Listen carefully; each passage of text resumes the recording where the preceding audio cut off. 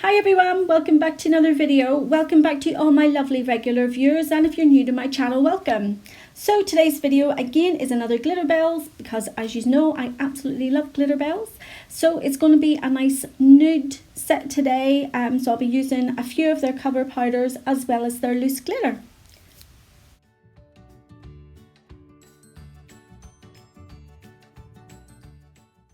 Okay, so I'm starting off on the little finger and I'm going in with Snowdrops White, and I'm just going to feather that up towards the cuticle area. I have already laid down my clear base and I'm using my Handolly today from handolly.co.uk, and I'm also using my flexi hand tips which are from Glitter Planet, and the other tips that I'm using are of course Glitterbels. It's their extreme length tips which are fantastic. The second bead that I put on, I will feather that right up to where the nail bed is, because that is going to be where my ombre will start. You want to make sure that you have it nice and thin, so there's going to be no harsh line when you do your ombre colour. So when I'm doing the ombre, I prefer to let the first layer completely cure and then I'll go back in with the transition colour. The reason I do this is because if you wait while it's still wet, the colours will mix together rather than give you a true ombre. So onto the middle finger now, and I'm going back in again with the Snowdrops White, and this is going to be another ombre. So the little finger, the middle finger and the thumb are all going to be ombres, and I'm going to be using the Cashmere cover for that.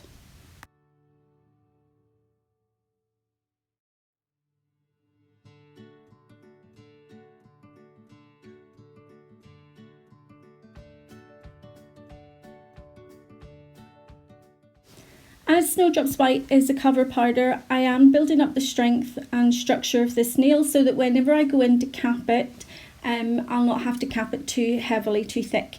The reason I do cap the ombres is just to protect the ombre. Even though both of them are core powders, there is a chance that when you start to file and shape your nails that you will buff the ombre out. So it's literally just to protect it. So I'm going now to the ring finger, and this is going to be all cashmere cover. So when you're working with cashmere cover, you need to work really wet and in small beads.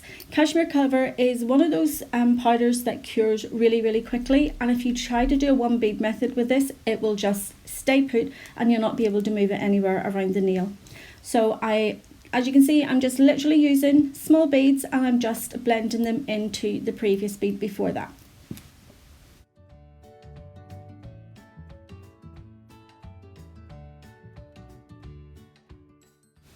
So another thing that I have found out with the Cashmere cover powder is, even though it is a cover, and if you're going to do a full cover nail the way I have done here, with any of the other cover powders you don't need to cap it, but with Cashmere you do. It's almost as if it doesn't fully cure, that whenever you start to file it, it's really soft. So just to protect any of the work that you've done, especially if you're using Cashmere cover, always cure it and cap it with glass slippers.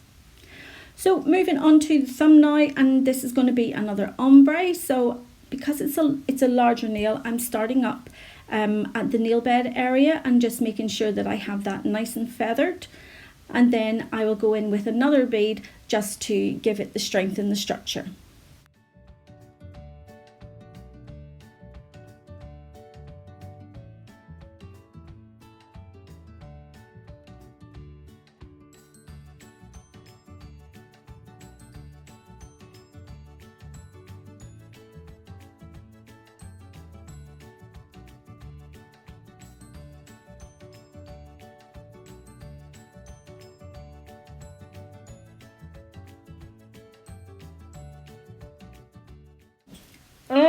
First mistake in I don't know how long. These flipping nails of mine. Oh my goodness. So yeah, my nails have dug into the Cashmere cover. So just to fix it quickly, I just popped another little bead on and waiting on it to cure. So I went back to the little finger and I just applied a tiny bit more of the Snowdrops White. I just don't think I had it up far enough to do the ombre, and now I'm getting in with the Cashmere cover. When I'm doing the ombre, especially with Cashmere cover, you need to work really wet.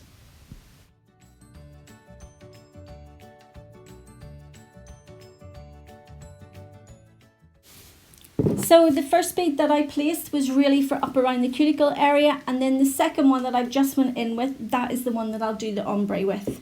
You can also go in with your monomer on your brush really loaded, just to give it like a colour wash and kind of like dab on the really wet cashmere cover.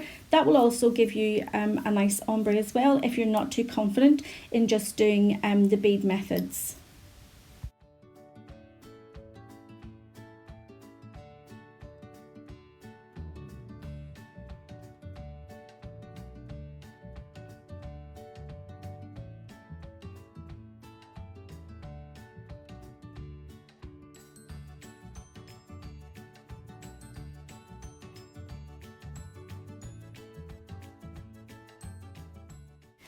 And this is what I was talking about. If you didn't want to do the full bead methods, just place on a really wet bead and just dab it along where you want the ombre to be. And sometimes you can get a really nice ombre that way.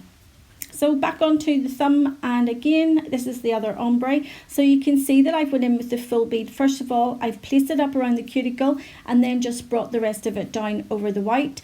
And now I'm going in with a really wet bead, and you'll see that I will just start to dab that and just bring the ombre further on down the nail, just doing it that way.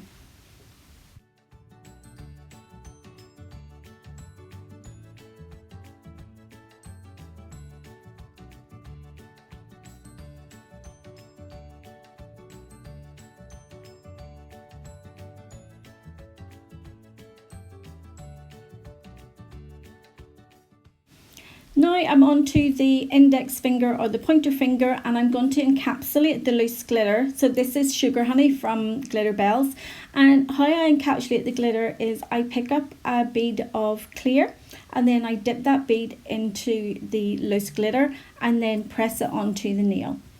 There's another way that you can do it, and I have done it other ways in my video, where you put your wet bead of clear down first and then you press the glitter into it. But for full coverage nail, I'm doing it this way in this video. And then I will go ahead and I will cap over that just to protect the glitter.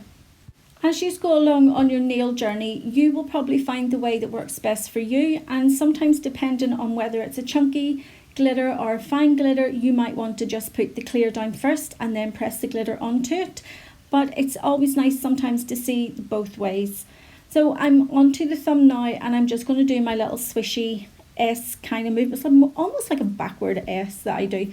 And I'm just going to spread that down just to give that thumbnail, because it is so large, just a little bit extra.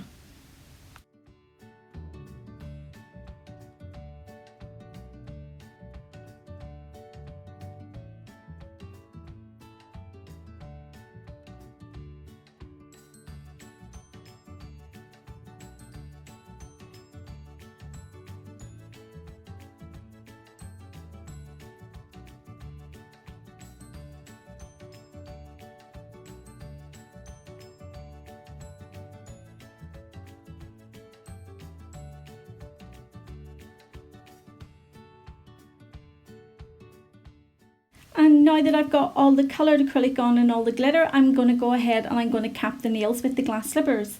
I'm not going to show them all being capped though, because I do like to keep the length of the video down for you guys, and they're all capped exactly the same way.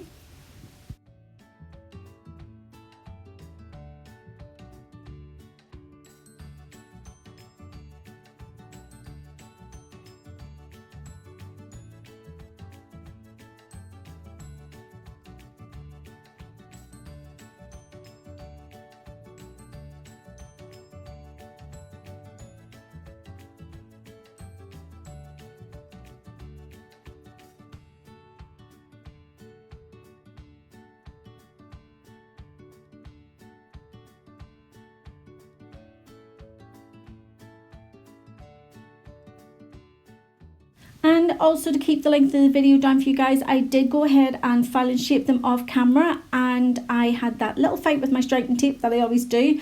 And here is the finished set. So I hope you've enjoyed the video. If you have, give it a thumbs up, and I'll see you all in the next one. So take care, see you soon, bye.